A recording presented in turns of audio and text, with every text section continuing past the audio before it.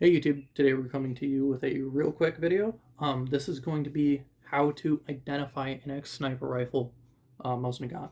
This is going to apply to Soviet-produced rifles, and specifically M91 30s. So we're going to get into it. First off, of course, make sure your gun's unloaded. Nothing in the magazine, nothing in the chamber, nothing on the bolt face. So good to go there. So there are three different types of scopes that were mounted to these rifles and used in World War II. Excuse me. There were the PE, the PEM, and the PU.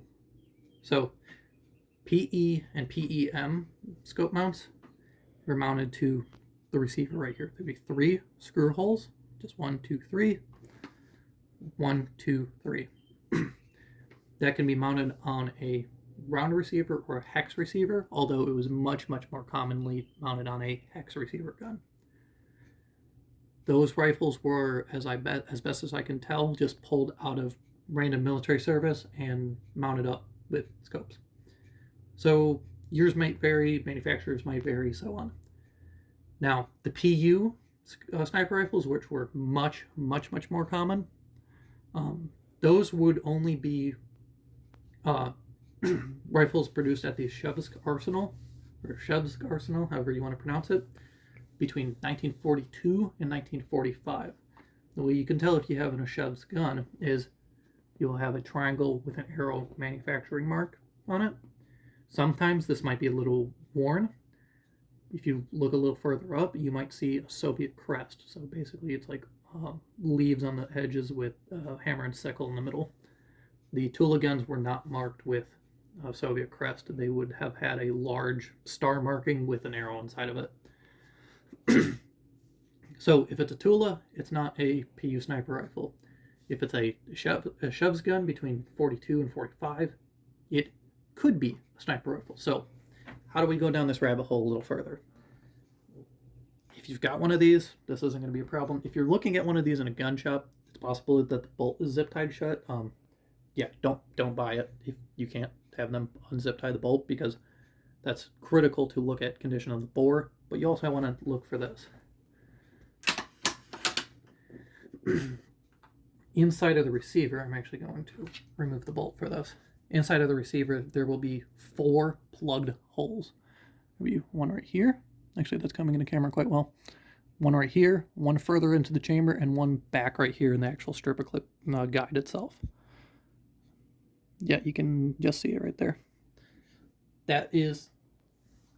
Those are the old drilled and tapped holes for the scope mount that have been welded over from the outside and then reground. And then typically the guns have been refinished. So another way you might get tipped off that this is an ex-sniper rifle is, this is uncommon, mind you, this is quite uncommon. However, if these stocks were in relatively good shape post-World War II, there's a small chance they reused them. And you can see right here where there's been this piece of wood removed and then replaced.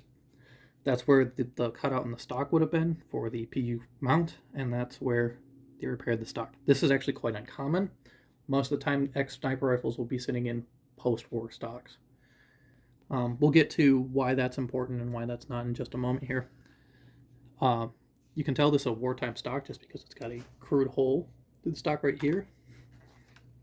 And it only has the bottom steel escutcheon in the front. So absolutely a correct wartime stock. And actually there is the rifle serial number scratched into the barrel channel on the stock if you remove it from the action. So that's basically how you identify an ex-sniper rifle. Now, if you can find one in its original stock, absolutely grab it, even if it kind of looks shitty. The reason being was because there is no set serial number range for ex-sniper rifles. Essentially what would happen is when they did their 3-shot test fire to zero the sights before they were shipped out, rifles that shot exceptionally well were put into a group off to the side.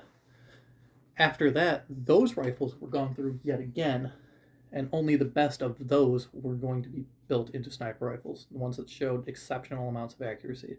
Now, if you can find one in its original stock, that means you can find one that's in its original bedding, meaning there is not a reason in hell it should shoot poorly unless it's got a terrible condition barrel in it.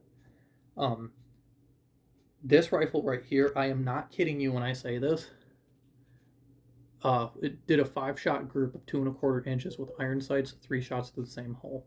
Now, the 3 shots through the same hole group was, I'll admit, a fluke, but it was consistently shooting 2¼ to 2.5 MOA with irons. These are exceptionally accurate rifles if you can find them in their original stocks, especially. Now, they might shoot really, really well in a post-war stock, or they might not. You just have to test that for yourself. But yeah, if you can find one of these, they might demand a slight premium, but a lot of people don't know what they're looking for because it's kind of a subtlety.